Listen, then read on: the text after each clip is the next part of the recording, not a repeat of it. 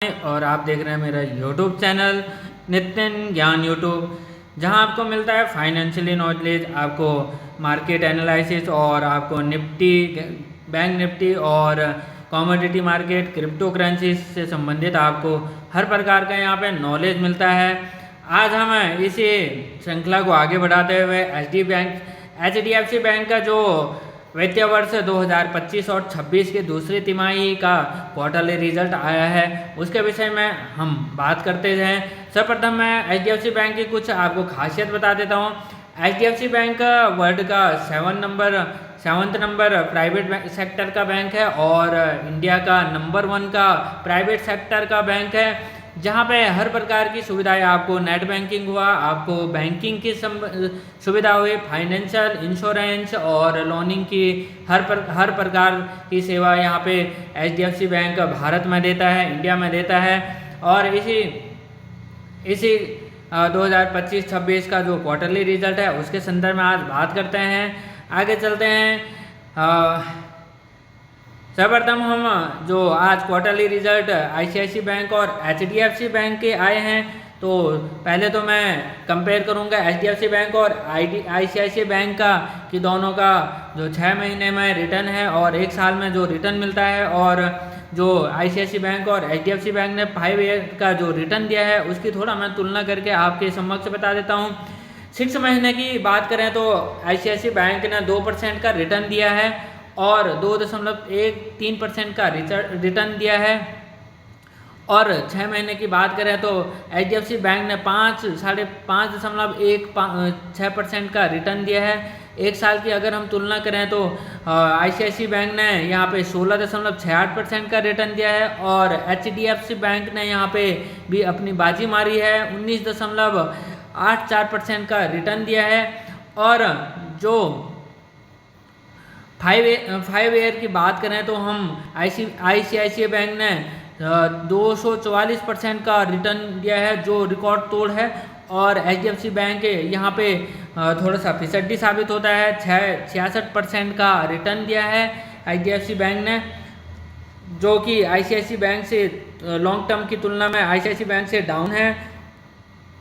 अब हम चलते हैं HDFC बैंक का जो रिजल्ट आया है उसकी थोड़ा सा तुलना करते हैं।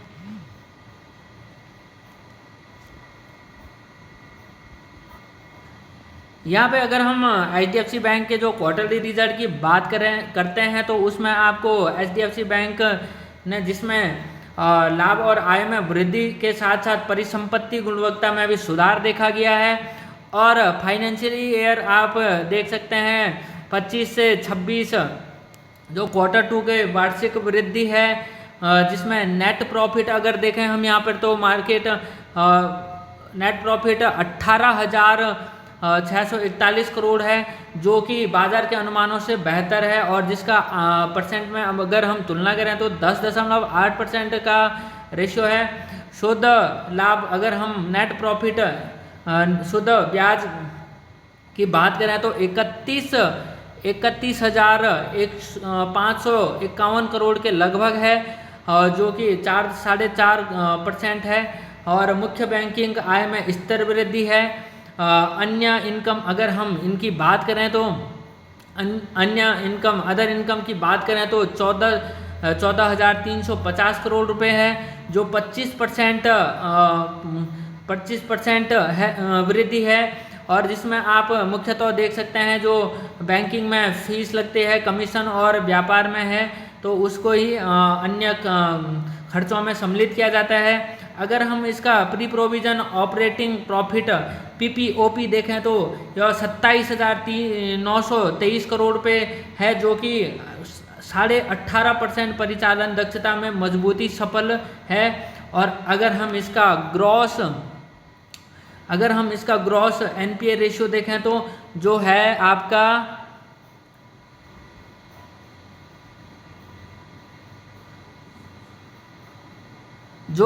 है 1.24% से 0.12% सुधार पिछले वर्षों में 1.36% की तुलना में सुधार हुआ है। और अगर हम इसका नेट एनपीए रेशियो देखें तो जो 0.4% है, 0.05% सुधार पिछली तिमाही में हुआ है। और पिछली तिमाही की तुलना में अगर आप देखें तो 0.47% की तुलना में सुधार हुआ है। अगर हम इसका डिपॉजिट देखें तो कुल जमा राशि अगर हम देखें तो इसका कुल जमा राशि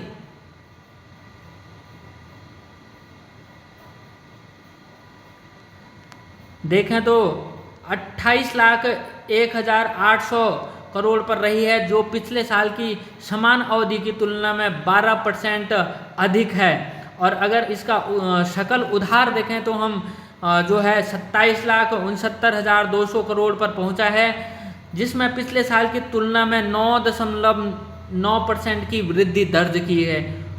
और अगर आप इसका पूंजी पर्याप्त कैपिटल एक्यूरेसी देखें तो मानकों के अनुसार बैंकों की कुल पूंजी पर्याप्त अनुपात CAR जो है इसका 20% रहा, जो कि रेगुलेटरी ज़रूरतों से 11.9% से काफ़ी ऊपर रहा है। तो अगर हम इसका टोटली नेट प्रॉफिट देखते हैं तो एक्चुअली 18,641 करोड़ रहा है और एस्टिमेटली रेंज है 16,714 से 18,328 करोड़ के बीच में। और आउटकम इसका बीट हुआ है। नेट इंटरेस्ट इनकम देखें तो एक्चुअली 31,552 करोड़ है और एस्टिमेटली रेंज आपका यहाँ पे 31,105 करोड़ से लेकर 31,561 करोड़ के मध्य में है, जो और आउटकम इसका इनलाइन जो समान रहा है, ना ज़्यादा रहा है और ना ही कम रहा है। अगर इसका आप ग्रॉस एनपीए रेशियो देखते हैं तो एक्चुअली इसका 1.24% रहा है और एस्टिमेटली 1.36% रहा है। आउटकम्स इसका जो बेटर है। प्रोविज़न अगर देखें तो एक्चुअली 35,101 करोड़ है और एस्टिमेट है जो हायर है। एग्जैक्ट फिगर वेरियल अलग, इसका फिगर अलग अलग हो सकते हैं। आउटकम्स इसका लोअर है और बीट करता है ये भी। अब देखते हैं मार्केट में सोमवार को जो इस रिज़ल्ट को आने के बाद Q2 के जो रिज़ल्ट आए हैं उसके बाद क्या देखने को मिल सकता है। मुझे तो चार्ट के जो कैंडल को देख के लगता है कुछ समय से मार्केट लगातार ऊपर की ओर जा रहा है और मार्केट ने एक रैली ऑलरेडी दे चुका हुआ और मार्केट एक अपने रेजिस्टेंस पे खड़ा है और मार्केट ने यहाँ पे रेजिस्टेंस को यहाँ पे रिस्पेक्ट किया और मार्केट वहाँ से हल्का सा डाउन हुआ है। तो देखते हैं Q2 के रिजल्ट के बाद मंडे को क्या होता है। और फाइनेंशियली तो जो रिपोर्ट आई है उससे बेटर ही लगता है, लेकिन मार्केट थोड़ा सा परसों हल्का सा आपको यहाँ पे ऊपर भागता हुआ दिखाई देता है या नीचे की ओर दिखाई देता है, तो ये देखना दिलचस्प होगा दोस्तों। और यहाँ पे HDFC बैंक का जो क्वार्टर रिजल्ट रहा अच्छा रहा है। यहाँ पे इस वीडियो को यहीं पे समाप्त करते हैं। अधिक से अधिक अगर वीडियो आपको अच्छी लगी तो अधिक से अधिक इस वीडियो को शेयर करें, लाइक करें, सब्सक्राइब करें और